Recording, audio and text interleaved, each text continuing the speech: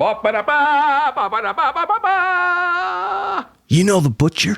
That freaking nut job that goes around just chopping people up? Well, the feds or whatever heard that he's going to be here today, so they set up a trap for him. This whole concert, it's like a trap. They're watching all the exits, checking everyone that leaves. There's no way to get out of here. It's kind of dope, right? Welcome back to Should You Watch This with the Popcorn Priest, a weekly podcast where movie enthusiasts, ex-movie theater projectionists, new and old friends take the time to talk about a movie that we just watched and answer that very question, should or shouldn't you watch this? I want to extend a very special soft pretzel welcome to Sacklunch to the show. There's some things that occur to me that I'm curious if you're on the same page with me on as far as the twist. Okay, I mean we're gonna get to the bottom of it for sure today. I'm in.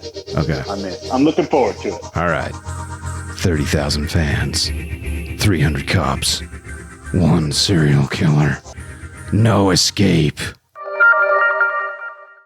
You know the butcher that goes around chopping people up? This whole concert is a trap. Dad, hurry! Come on! Wait! From M. Night Shyamalan, the master of suspense. There's no way out of here. Hey, when this is over, can we go out the back? What's going on, Dad? Somebody help me! Cooper, you're not okay. Trap, rated PG-13, August 2nd. August 2nd. All right, dude. We're here. We're in spoiler zone. We're reviewing Trap. Yep. This was Sacklunch pick, just so everyone's clear on that. Let's get into trivia. Popcorn trivia. Let me tell you something, pendejo. I don't have a lot of trivia because this is a fairly new movie, but I do have a couple things. Songs in the film were performed on stage as if it were a real concert. Cora Cazares was the choreographer and a videographer, recorded on stage material and projected it onto the stadium screens in real time. The shoot involved thousands of extras who were not told what the film was about, but received Shyamalan's music beforehand so they could sing along. Josh Hartnett recalled multiple extras consoling him because they thought he was so nervous and was unaware of what the character he was playing was doing. Really? That's pretty crazy. Yeah. That they were able to do that. I mean, she wrote probably like a whole album, essentially. For sure. Which, even though I don't like it and I think it's mediocre and not great, it's unbelievable that they were able to pull that off, to be honest. I would agree with that. The next one I have is about 10 minutes into the movie. As the SWAT cars are approaching on the road, a billboard is visible in the background advertising the movie The Watchers, which was produced by M. Night Shyamalan and directed by his other daughter, Ishana Shyamalan. Okay, I didn't notice that. I mean, nepotism at the highest level. I mean, it's Hollywood, bro.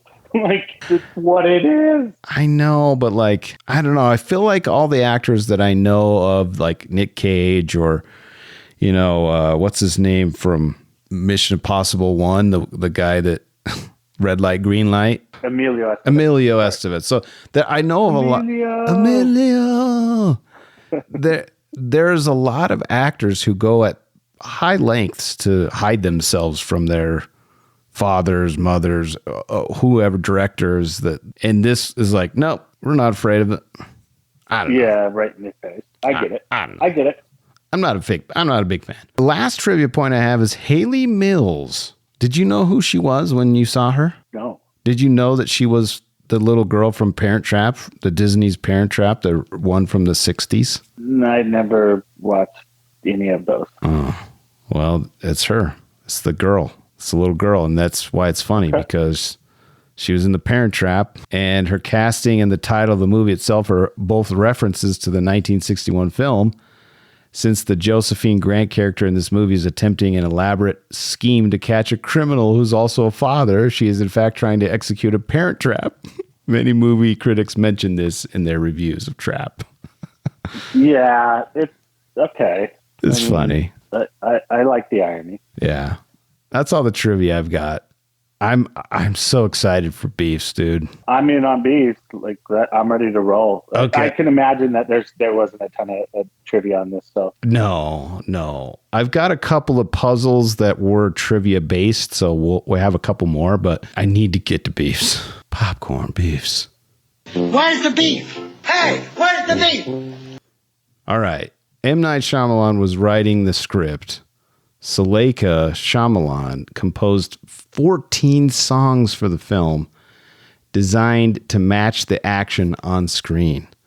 I just mentioned that earlier, and I still think it's amazing, even though I didn't like it. I would agree with that. Clearly, singing is a passion for her as well.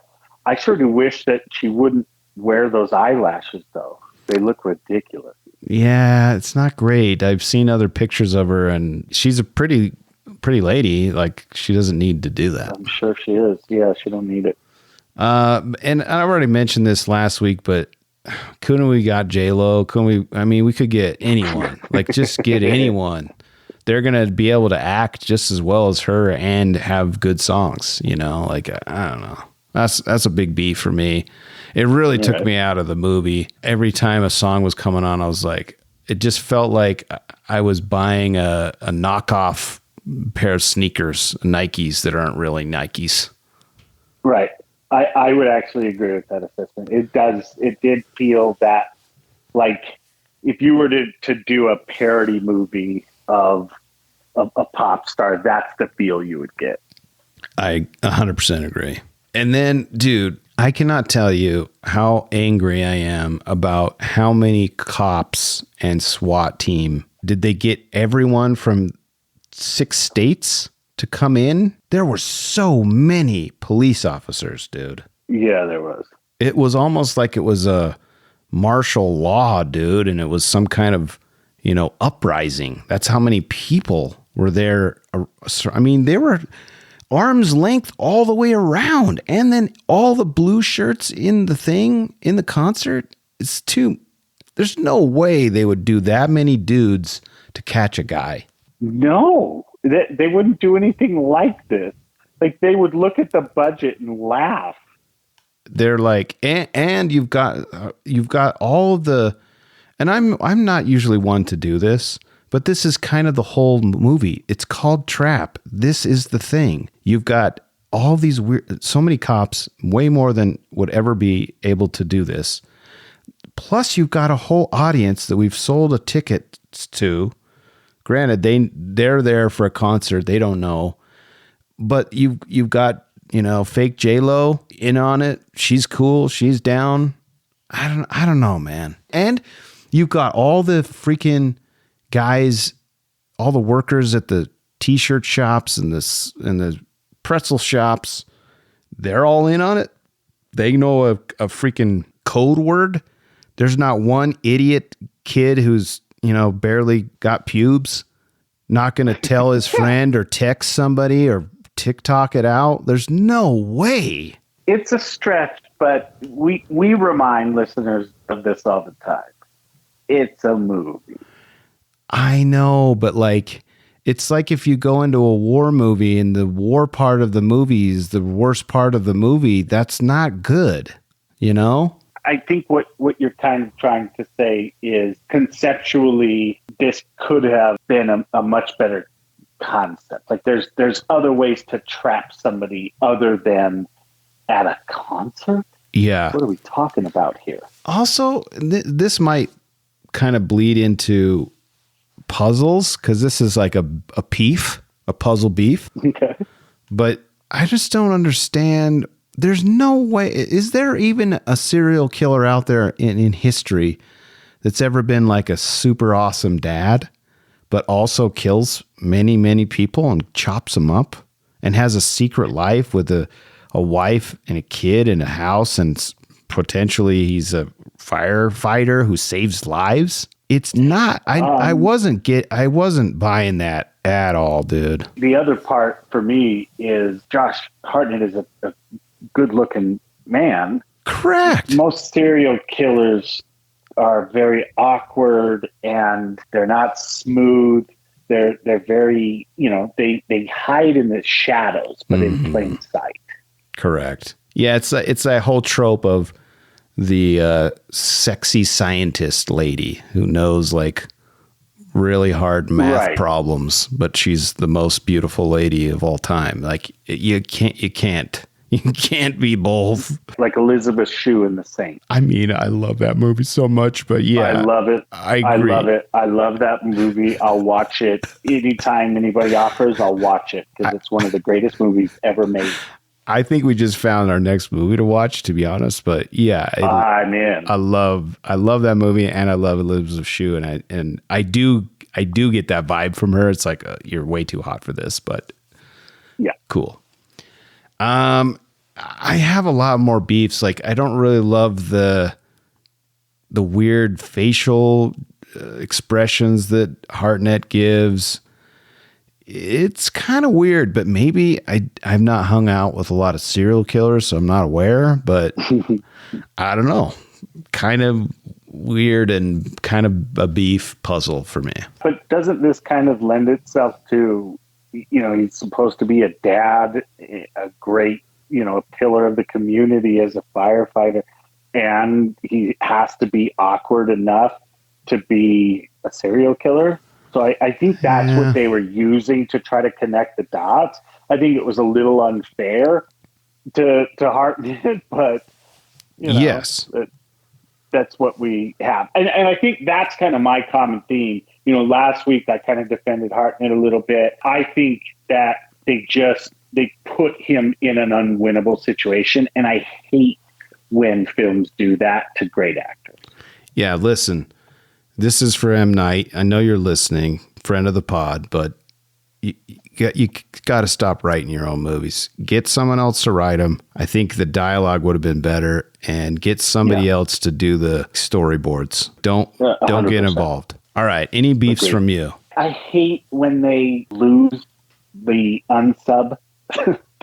I hate when they lose him over and over. I mean, they lost him like 5 times in the last 25 minutes. Yeah. It starts to get a little bit silly, and I think that you can make it cool and it can be kind of its own event, but when you keep doing it within 5 minutes of each other, it's kind of like, wait, are you trying to fill another 20 minutes of movie? Like, what the fuck are we doing? Yeah.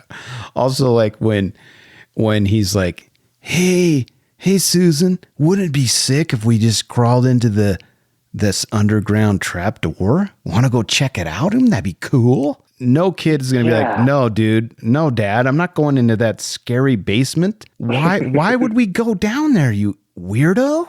And he's like, it wouldn't be cool, right? Or no, it's not cool? Oh, okay. Oh, sorry. It's not fried, so it's not burnt. It's not crispy. Or crispy. The other thing, and this is something that the review said last week, which is the friend's mom, that was a weird thing. Yeah. I didn't understand that. Like, I feel like they were developing it for something, and then it went nowhere. Was the daughter was a brat and threw Coke in her mom's face? Like, that's weird. Like, no child actually does that. It's weird. Yeah. It was just disconnected and kind of clunky. The tonal shifts were a little weird to me, and I almost felt like they were trying to set it up to where later in the movie we were going to see her like hanging in a closet. You know what I mean? Yeah. Which would have been awesome.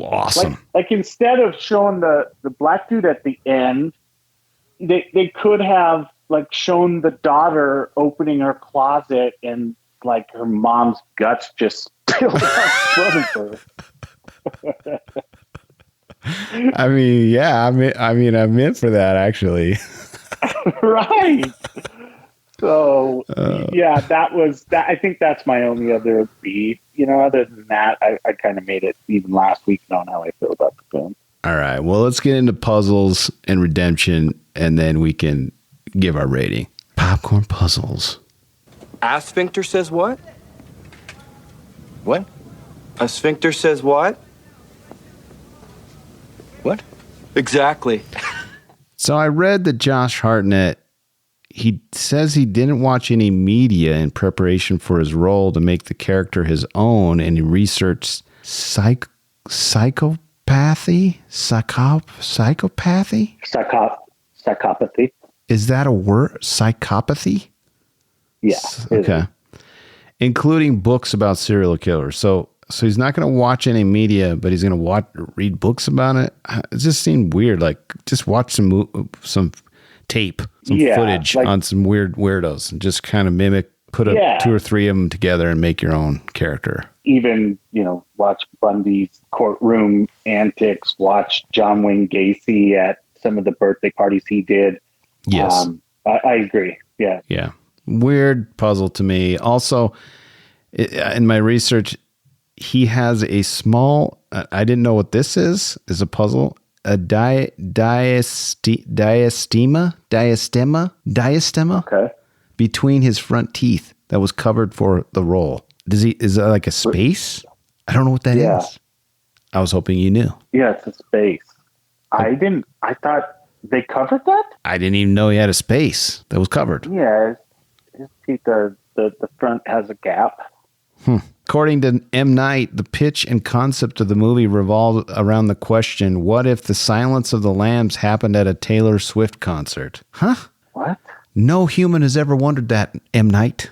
If you're going to wonder that and reference that, then at least try to deliver that. Yeah. If you could have made Silence of the Lambs at a concert, it would have been sick.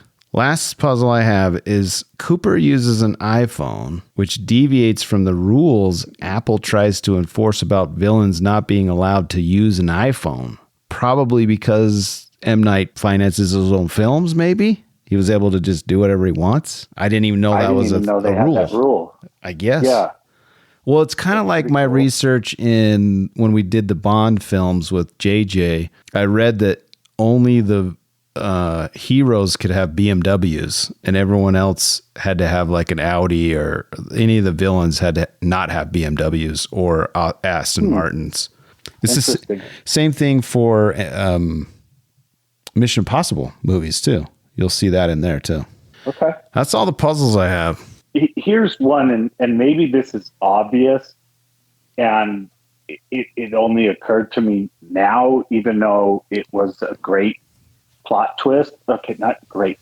I don't think you can reference anything in this movie as great, but some that are really good. I think many probably went into this thinking the plot twist was that he was the murderer, but to me, the plot twist was that his wife was the one that set it all up.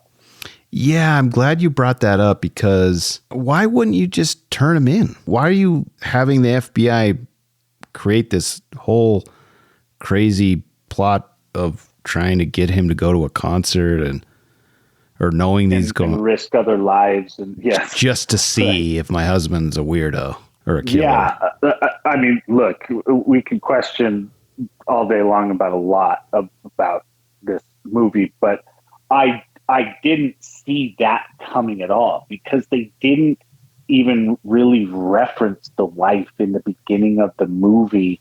No kind of, hey, we're taking off to the concert. Like just all of a sudden she pops in kind of, 75% way through the movie. I didn't see it coming. To me, that was at least a nice little oh, damn. Oh, yeah. Even if the delivery fell short, which, I don't think it ever felt disastrously short on this movie, but it absolutely fell short over and over. Yeah. And I just feel, what would have been cooler? What I was hoping would have happened was I was hoping that he wasn't a serial killer. And he was somehow under duress and trying to protect his daughter. And the serial killer was kind of like a puppet master somewhere else. And we get this weird reveal in the phone where he's like, you better do what you're told or something. And that would have been a crazy twist. Maybe the wife is in that room. Or maybe that. the wife is in on it, and they're like a tag team serial killer team, you know? Like they also both would have been good. Also would have been crazy. Yeah, I think with serial killers, there's so much that people haven't done, and this one just felt like it wanted to do something different, but then got afraid halfway through of trying to do something different. Yeah. And I actually don't mind it being PG-13. I still felt like M. Night was able to create tension and all that stuff, but I don't know. I guess it's fine. PG-13 is fine. Yeah, there was nothing gratuitous. No. I mean, the worst was an eye gouge. Yeah. Any other puzzles? No. Don't. Well, I guess. Okay, I do that all the time. Every single part. I was waiting for no, but I have two more. Yeah, that's what I did. No, but again, they kind of developed these like memorable characters, but that never did anything with them. Yeah, like the star with the white hair. Oh my gosh, he was so awesome. I love when he was yelling at that lady and called her a biatch, and it was so funny. Well, and then like he was yelling about her hot lottie dottie. Like I don't understand why they made him out to be this horrible human being and then didn't deliver on anything. Yeah, he's just gone. Yeah, like what is that? I don't understand that. So many puzzles. Just like with the redheaded, friend's mother. I don't understand. Yes. Like these are things that you can leverage and deliver on, and they didn't deliver on any of it. Yeah, it's just weird. Ancillary characters that you started to kind of care about, or at least are curious about why they're in here, and then it just fell flat on. Just went nowhere. Like you're annoyed with them, and you're like, you think to yourself for a second, man, if there's anybody that should have their guts laying on the floor, it's that person. And then they don't deliver on it. Yeah. Come on. Yeah. Yeah, I agree. All right, well, let's get into redemption. Popcorn redemption. I have exorcised the demons. So this is hard for me, but I commend Shyamalan for financing his own films. I respect that, and I think that allows him to do what he wants. And I bet he's allowed to make a grip of money on all these films because he's made enough and saved enough so that he can just finance each one and have creative control. And I think that's pretty cool. I also agree with that. I think his camera work is really awesome. And I really wish, and I said it before last week and this week, that if he just had one or two other people on his team that was like really good at story, like telling, and then storyboarding, and he's good at filming it and creating that tension, I think he would make way more bangers than he does. I would agree with that. Okay. So that's my redemption. Okay. Look, for me, my redemption here is this was good enough for me to watch another M. Night Shyamalan. If you look back at, you're talking about those bangers, like I even think The Village is a banger. I think that one is super underrated. I like The Village. Yeah. Yeah. I thought it was great. The twist was phenomenal. And I also think that he needs to stop trying so hard for the twist of a lifetime because of what Sixth Sense did. Yeah. But with all that said, like, I'm glad that this is it did enough to keep him relevant. Yeah. I mean, I'm actually the exact opposite. This pushed me over the edge, just like Zack Snyder. I'm out on M. Night Shyamalan. I'm selling my stock. Really? I don't care. I just don't care. Unless someone like you or someone comes close back to and me says, hey, you have to. Yeah. That's the only way I'm back. Okay. I'm back in with M. Night. I'm out. Just like that reviewer said, night, night. Okay. Night, night. I'm out, you know? Okay. All right. Yeah, I genuinely hope that he comes out with another banger that does brings you back in. But I'm still in, but I also haven't watched one of his movies for a long time. So, that could be part of the reason why I'm out. But yeah, I don't know how many you've seen. Like, I didn't watch The Watchers, Servant, Knock at the Cabin, Old. I didn't see Old. Any of those. Did you see the last one I saw was Devil? And I like that one. And he did not write it. I might not be right on that, but I don't think he wrote it, which I think that's why it made it good. But you watched Split and Glass; those came after. Yeah, and I reviewed those, and I actually like Glass. I like Split. I liked Unbreakable. I think Split was incredible, man. Yeah, I don't think that whatever came after Split that kind of tied them all together. I kind of fell flat for me, but yeah, I liked it. I think he had some good ones there, but yeah, I'm out. Okay. All right. Well, we'll see. That one's a to be continued. Yeah, he tried to trap me.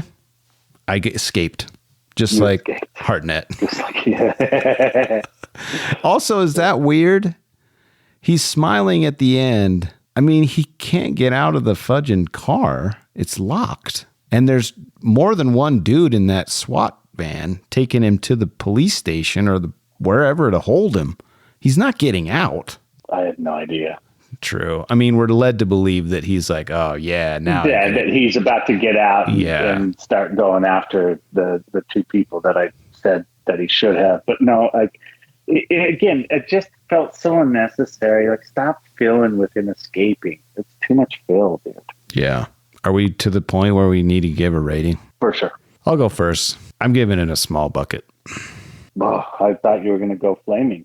I almost did. The only reason why I bumped it up one was because it's not terrible.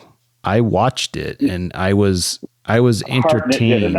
Yeah, I was entertained to the point, but it just fell so flat on so many levels that I just was let down, and that's what gave it a small. But I mean, small is not a recommendation. I'm not recommending this to you. No. But you are. I'm going to go medium. Okay. I'm going to go medium. It's a if you got nothing else and you're curious, yeah, go for it. Yeah, if you're spending longer than 15 minutes trying to find something to watch one night, just throw this on. You'd do worse than this, probably. Yeah, 100%. So, yeah, while it's not a strong recommendation, I would go medium bucket. I'm a Hartnett fan. I'm a Shyamalan fan. Neither one of them delivered a great performance, but good enough for me to have enjoyed the movie. I like where we're both at. Yeah, I think it's fair. Hey, it's not American Psycho. Yeah, I mean, look, we didn't record a pod for that. No, we didn't. Like, yeah, I mean, this is definitely more watchable than that. Yeah, correct. Well, any parting thoughts? Anyways. Yeah, true. Just that I hope it won't be as long a time, and both of us have had kind of crazy schedules the last few months, but I love doing these with you. So looking forward to the next, and keep doing what you do. Yeah, I'm pretty sure we're going to probably do The Saint. I just heard Bill Simmons review it because, Val Kilmer passed away recently. I think it would be cool to do that one. So might be in our future. Yeah, for sure. All right. That's it for this week, but I'm with you always. I love you. I love movies and would love it if you'd share the love. Share this with the movie lover in your life. If you made it this far, go give us a 5-star review on Spotify or Apple Podcasts. And as always, thanks for listening. And thanks to my special guest, Please don't choose any more Zack Snyder or M. Night Shyamalan movies ever again. Sacklunch. I won't do it, I promise. Unless what we already talked about, unless you're certain, you have to preview it for me, and then I'm in. Okay? Remember, when you watch movies, you can pop off, pop in, or pop out. But always bring the popcorn. We'll see you next time.